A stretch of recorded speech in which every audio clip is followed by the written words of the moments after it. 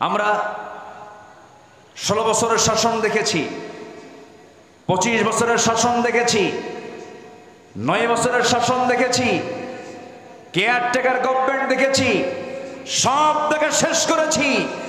আগামীর দেশ আমরা দেখতে চাই কোরআনের দেশ। আগামীর সরকার আমরা দেখতে চাই কোরআনের সরকার। রাজি আছেন কারা কারা? হাত উঁচু করে রাখুন।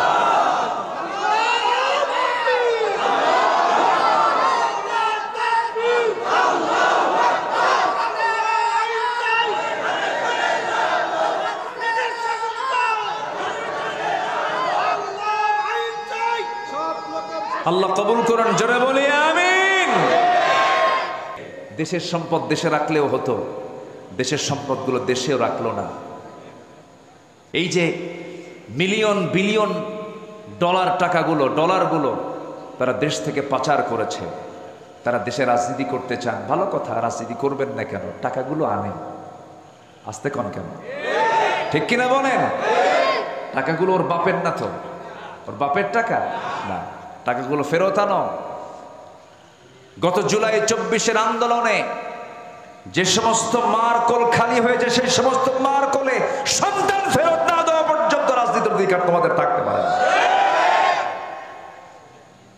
নিজের চোখে দেখেছি আমি জুলাই, আমি ঢাকায় ছিলাম, বৃষ্টির মতো গুলি করা হয়েছে, পাখির বাচ্চার মতো গুলি করে হত্যা করা হয়েছে।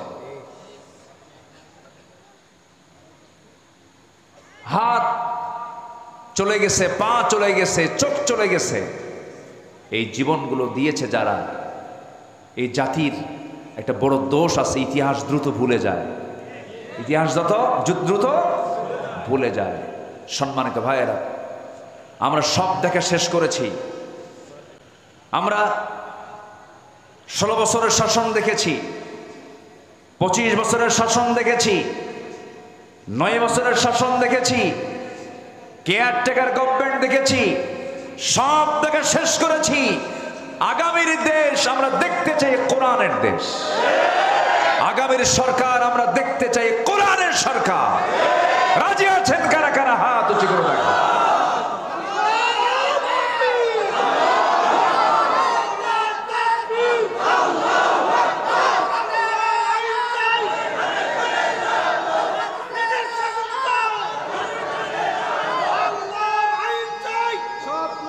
আল্লাহ কবুল করুন, জোরে বলি আমিন। নাম্বার 4 হলো ইবাদতে অহংকার না নিরহংকার? নিরহংকার এবং বিশুদ্ধ চিত্ততা নিয়ে আমরা ইবাদত করব। জোরে বলি ইনশাআল্লাহ। অহংকারী ইবাদতকারী আছে না নাই? ইবাদত করে কিন্তু কি আছে? অহংকার।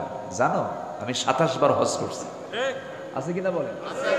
আপনি কি জানেন হুজুর, আমি না কতবার জাহাজের আসর সুমা খাইছে তার হিসাবই নেই।